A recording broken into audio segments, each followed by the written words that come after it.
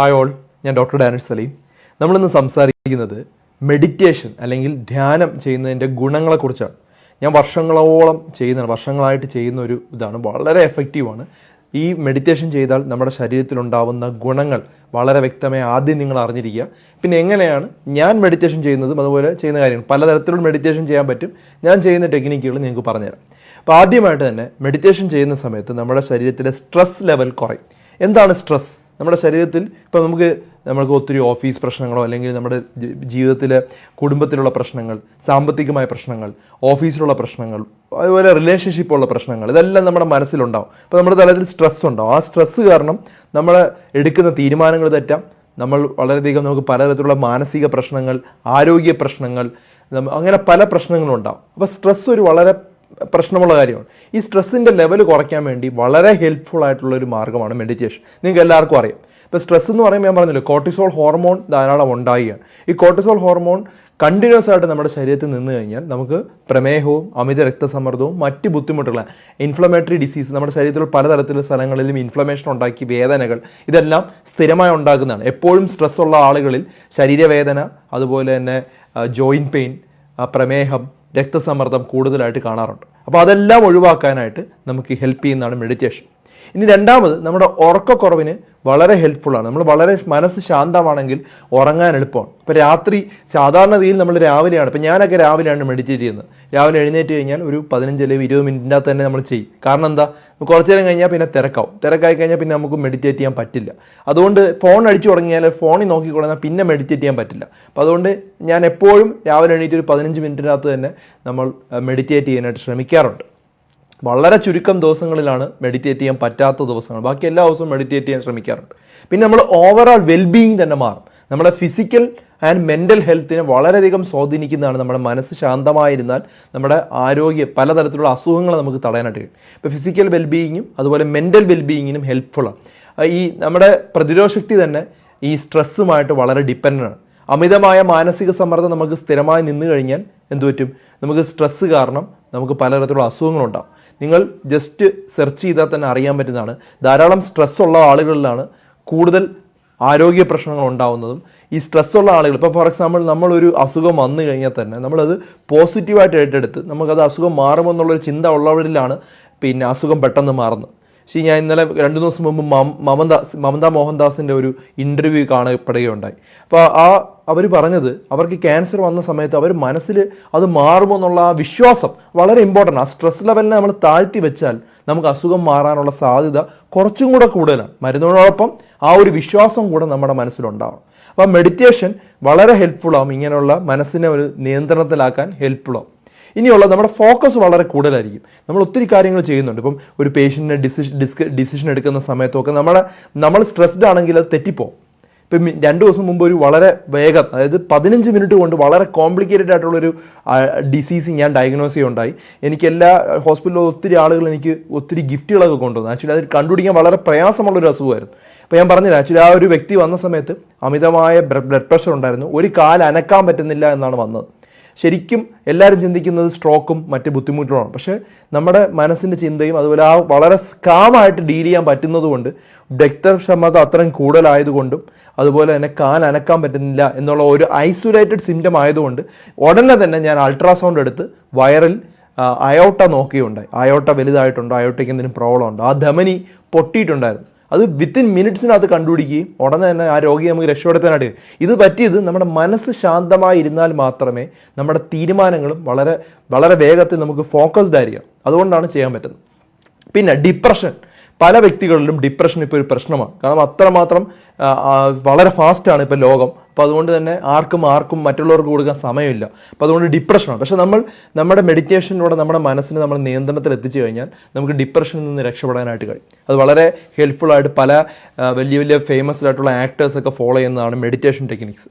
പിന്നെ നമ്മൾ ഇങ്ങനെയൊക്കെ ചെയ്യുമ്പോൾ നമ്മുടെ രക്തസമ്മർദ്ദം കുറയും, അതുപോലെ പ്രമേഹം കുറയും, നമ്മുടെ റിലേഷൻഷിപ്പ് ബെറ്റർ ആവും. നമ്മുടെ വീട്ടിലുള്ള നമ്മുടെ ഭാര്യയാണെങ്കിലോ അല്ലെങ്കിൽ ഭർത്താവാണെങ്കിലോ കുട്ടികളുമായിട്ടുള്ള റിലേഷൻഷിപ്പ്, നമ്മൾ പെട്ടെന്ന് ദേഷ്യപ്പെടുന്ന ഒരു വ്യക്തിയാണെങ്കിൽ അല്ലെങ്കിൽ പെട്ടെന്ന് ഈ നമ്മുടെ സ്ട്രെസ്സിനെ നമുക്ക് ഹാൻഡിൽ ചെയ്യാൻ പറ്റാത്തൊരു വ്യക്തിയാണെങ്കിൽ ഉറപ്പായിട്ടും ചൂടാവും. അപ്പോൾ അത് കാരണം അവിടെ ഒരു ചൂടാവും, അവരങ്ങോട്ട് ചൂടാവും. പിന്നെ അതൊരു ഒരു സ്പ്ലിറ്റ് ആവും, നമ്മുടെ റിലേഷൻഷിപ്പിനെ അത് അഫക്റ്റ് ചെയ്യാം. അപ്പം നമ്മൾ എപ്പോഴും കാമായിട്ട് നിന്നാൽ അത് വളരെ ഹെൽപ്ഫുൾ ആവുന്ന ഒരു മെത്തേഡാണ്. പിന്നെ നമ്മുടെ ഡിസിഷൻസ് കറക്റ്റ് ആയിരിക്കും, നമ്മൾ എടുക്കുന്ന ഡിസിഷൻ. ഇപ്പം എൻ്റെ പല ബന്ധുക്കളും ചോദിക്കുന്നുണ്ട് ഇത്രയധികം കാര്യം ഡോക്ടർ ഡാനിഷ് എങ്ങനെയാണ് ചെയ്യുന്നത്. ഇപ്പം ഞാൻ ഹോസ്പിറ്റലിൽ വർക്ക് ചെയ്യുന്നുണ്ട്, എനിക്ക് 3 കമ്പനികളുണ്ട്, പിന്നെ അതുപോലെ തന്നെ പിന്നെ ഞാൻ വീട്ടിലെ കാര്യങ്ങൾ നോക്കുന്നുണ്ട്, ഞാൻ പഠിപ്പിക്കുന്നുണ്ട്. എത്രയോ സ്റ്റുഡൻസിനെ UK പിള്ളേരെ പഠിപ്പിക്കുന്നുണ്ട്, ഇന്ത്യയിലുള്ള ആൾക്കാരെ പഠിപ്പിക്കുന്നുണ്ട്, UAE ആൾക്കാരെ പഠിപ്പിക്കുന്നുണ്ട്. ഖലീഫ യൂണിവേഴ്സിറ്റിയുടെ ഫാക്കൽറ്റിയാണ്. ഞാൻ നാളെ ഖലീഫയെ പഠിപ്പിക്കാൻ പോകുന്നുണ്ട്. ഇത്രയധികം കാര്യം ഒരുമിച്ച് ചെയ്യുന്നത് വളരെ കാമായിട്ട് നിലനിർത്തിയാൽ നമ്മുടെ പൊട്ടൻസി 100 മടങ്ങ് നമുക്ക് ചെയ്യാൻ പറ്റും. ഇനിയിപ്പോൾ ലൈവ് ചെയ്യുന്നുണ്ട്, ഇതെല്ലാം ചെയ്യാൻ പറ്റുന്നൊരു കാര്യം നമ്മൾ കാമായിട്ട് നിൽക്കുക, കാമായിട്ട് നമ്മുടെ മനസ്സിനെ വളരെ ശാന്തമായി നിലനിർത്താനായിട്ട് പഠിക്കുക. അത് വളരെ പ്രധാനപ്പെട്ട ഒരു കാര്യമാണ്. പിന്നെ നമ്മുടെ കമ്മ്യൂണിക്കേഷൻ വളരെ നല്ലതായിരിക്കും. നമ്മൾ നല്ലോണം കമ്മ്യൂണിക്കേറ്റ് ചെയ്യാനും, ഒരാളോട് സംസാരിക്കുമ്പോൾ ശാന്തമായിട്ട് സംസാരിക്കാനും, ആ ഒരു വ്യക്തിയോട് നമ്മളൊരു നല്ലൊരു റിലേഷൻഷിപ്പ് മെയിൻറ്റെയിൻ ചെയ്യാനൊക്കെ ഹെൽപ്പ് ചെയ്യും. പിന്നെ നമ്മുടെ ലൈഫിൽ എന്ത് ചലഞ്ച് വന്നാലും ഈ മെഡിറ്റേറ്റ് ചെയ്യുന്ന ആളുകൾക്ക് വളരെ സമാധാനമായിട്ട് അത് ഹാൻഡിൽ ചെയ്യാനായിട്ട് പറ്റും. അപ്പം ഇത്തരം 10ഓളം വളരെ വലിയ ഗുണങ്ങളാണ് മെഡിറ്റേഷൻ സ്ഥിരമായി ചെയ്യുന്നതിലുണ്ടാവും. ഇപ്പോൾ പലരും ചോദിക്കാം എങ്ങനെയാണ് മെഡിറ്റേറ്റ് ചെയ്യുന്നത്. അപ്പം പല മെഡിറ്റേഷൻ ടെക്നിക്കുണ്ട്. ഞാൻ ചെയ്യുന്ന ടെക്നിക്ക് വളരെ ഈസി ആയിട്ട് പറയാം. അപ്പോൾ ഞാനൊരു വളരെ കാം മ്യൂസിക് സെലക്ട് ചെയ്ത് വെച്ചിട്ടുണ്ട്. ആ മ്യൂസിക്കാണ് ഞാൻ കേൾക്കാറുള്ളത്. ബെഡിൽ സ്ട്രെയിറ്റ് ആയിട്ട് ഇരിക്കാറുണ്ട്. പല ആൾക്കാരും കിടക്കാറുണ്ട്, ഇരിക്കാറുണ്ട്. പക്ഷേ എനിക്ക് ഇരിക്കുന്നതാണ് ഏറ്റവും കംഫർട്ടബിൾ. ഞാൻ കണ്ണ് മറയ്ക്കാറുണ്ട്. എന്തെങ്കിലും ഒരു ഐപാഡ്, നമുക്കൊരു കണ്ണ് കവർ ചെയ്യുന്ന ഒരു പാഡുണ്ട്, അത് വെച്ച് ഞാൻ കണ്ണ് അടയ്ക്കും. എന്നാലും എനിക്ക് ആ പ്രോപ്പറായിട്ടുള്ളൊരു വിഷ്വലൈസേഷൻ കിട്ടുകയുള്ളൂ. അതുപോലെ വളരെ കംഫോർട്ടബിൾ ആയിട്ടും ഫോൺ എപ്പോഴും സൈലൻ്റ് ആയിരിക്കും. ആ സമയത്ത് എന്നെ ശല്യപ്പെടുത്തുന്ന ഒരു കാര്യവും ആ സമയത്ത് ഞാൻ അടുത്ത് വെക്കാറില്ല. വളരെ കോൺസെൻട്രേഷൻ കൊണ്ടുവരാൻ നോക്കും. ഞാൻ ചെയ്യുന്നത് എൻ്റെ ബ്രത്തിനെ ഞാൻ ശ്രദ്ധിക്കും. അതിങ്ങനെ ശ്വാസം എടുക്കുമ്പോൾ ബ്രത്ത് പോകുന്നത് ലങ്സിൻ്റെ അകത്തോട്ട് ഇറങ്ങുന്നതെല്ലാം വളരെ കോൺസെൻട്രേറ്റ് ചെയ്ത് സമാധാനമായിട്ടത് ബ്രീത്ത് ഔട്ട് ചെയ്യുന്നതും ബ്രീത്ത് ഇൻ ചെയ്യുന്നതും ചെയ്യും. വളരെ കാമായിട്ട് ചെയ്യുക. ഇത് കൺസിസ്റ്റൻ്റ് ആയിട്ട് ചെയ്തു വന്നാൽ നിങ്ങൾക്ക് മാറ്റങ്ങൾ നിങ്ങളുടെ ജീവിതത്തിൽ വരുന്നതായിട്ട് കാണും. ഞങ്ങൾക്ക് ആദ്യമൊന്നും ഒരു മാറ്റവും ഇല്ല. ഞാൻ വിചാരിച്ചു എന്തിനാണ് ഇത് ചെയ്യുന്നത്. ഞാൻ പറഞ്ഞ് പല ആളുകളും ഇത് സ്റ്റാർട്ട് ചെയ്തു. ആദ്യത്തെ ഒരാഴ്ചയൊന്നും ഒരു ചേഞ്ചും ഉണ്ടായില്ല. പക്ഷേ 10-15 ദിവസം കഴിയുമ്പോൾ ശരീരത്തിന് പല മാറ്റങ്ങൾ വരുന്നതായിട്ട് കാണാം. നമ്മുടെ മനസ്സിൻ്റെ അകത്ത് വളരെ കാമായിട്ട് നമുക്ക് നിലനിർത്താനായിട്ട് കഴിയും. കാരണം എൻ്റെ റെസ്റ്റിംഗ് ഹാർട്ട് റേറ്റ് എന്ന് പറഞ്ഞാൽ പണ്ട് 90-91 ഒക്കെ ആയിരുന്നു. കാരണം എപ്പോഴും ടെൻഷനാണ്. കാരണം എമർജൻസി മെഡിസിനാണ്. സ്ഥിരമായി തിരക്കുകളും പോസ്റ്റ്മോർട്ടം, ഡെത്ത് എല്ലാം സ്ഥിരമായിട്ടുള്ളതാണ്. പക്ഷേ അത് നമ്മൾ കാമായിട്ട് നിലനിർത്തണമെന്ന് ഞാൻ വളരെയധികം ആഗ്രഹിച്ചു. അങ്ങനെയാണ് മെഡിറ്റേഷൻ ചെയ്തു തുടങ്ങി. ഇപ്പോൾ ഒരു 4-5 വർഷത്തോളം കണ്ടിന്യൂസ് ആയിട്ട് ചെയ്യുന്നുണ്ട്. അപ്പോൾ മെഡിറ്റേഷൻ ഒരു 15 മിനിറ്റ് നമ്മൾ ഈ ബ്രീത്ത് ഇന്നും ബ്രീത്ത് ഔട്ടും മാത്രം കോൺസെൻട്രേറ്റ് ചെയ്താൽ മതി. നമുക്ക് വേറെ വലിയ പല മെഡിറ്റേഷൻസ് ഉണ്ട്, അതൊന്നും ചെയ്യേണ്ട ആവശ്യമില്ല. നമ്മുടെ ബ്രത്തിനെ മാത്രം കോൺസെൻട്രേറ്റ് ചെയ്യാൻ വളരെ എളുപ്പമാണ്. ബ്രത്തിനെ കോൺസെൻട്രേറ്റ്, നമ്മുടെ മനസ്സിൽ വേറെ എന്തെങ്കിലും തോട്ട് വന്നാൽ ഉടനെ തന്നെ അത് മാറ്റുക. അത് എങ്ങനെയാണ് അത് മാറ്റേണ്ടതെന്ന് ഞാൻ വേറൊരു ദിവസം ഡീലായിട്ട് പറയാം. എങ്ങനെയാണ് നമ്മുടെ നെഗറ്റീവ് തിങ്കിങ് നമ്മുടെ തലയിൽ നിന്ന് മാറ്റുന്നത് എന്നുള്ളത് വളരെ വ്യക്തമായ വേറൊരു ദിവസം ഞാൻ പറഞ്ഞുതരാം. ഇത് നിങ്ങൾ ചെയ്യേണ്ടത്, ഇങ്ങനെ എന്തെങ്കിലും തോട്ട് വന്നാലും വീണ്ടും ബ്രത്തിനെ കോൺസെൻട്രേറ്റ് ചെയ്യുക. വളരെ ഈസി ആയിട്ട് നമുക്കത് കോൺസെൻട്രേറ്റ് ചെയ്യാൻ പറ്റും.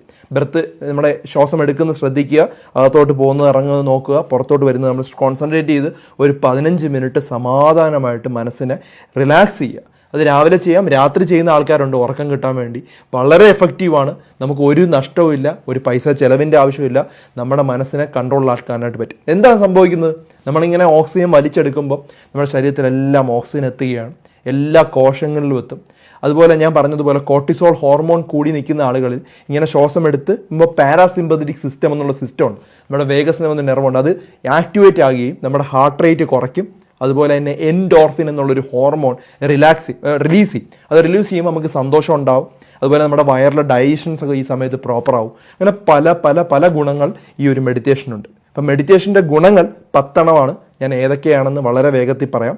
1, സ്ട്രെസ് ലെവൽ കുറയ്ക്കും. നമ്മുടെ മാനസിക സമ്മർദ്ദം കുറയ്ക്കാനായിട്ട് ഹെൽപ്പ് ചെയ്യും. നമ്മുടെ സ്ലീപ്പിൻ്റെ ക്വാളിറ്റി, നല്ലവണ്ണം ഉറങ്ങാനായിട്ട് ഹെൽപ്പ് ചെയ്യും. നമ്മുടെ ഓവറോൾ വെൽബീയിങ്, നമ്മുടെ ഫിസിക്കൽ വെൽബീയിങ്, നമ്മുടെ ഒരു ലുക്കും അതുപോലെ തന്നെ നമ്മുടെ ഫിസിക്കൽ ഔട്ട്ഫിറ്റ് തന്നെ നല്ലോണം മാറും. നമ്മുടെ പ്രതിരോധ ശക്തി നല്ലവണ്ണം നിലനിൽക്കാനായിട്ട് സ്ഥിരമായി മെഡിറ്റേറ്റ് ചെയ്യുന്നവർക്ക് ഹെൽപ്പ് ചെയ്യും.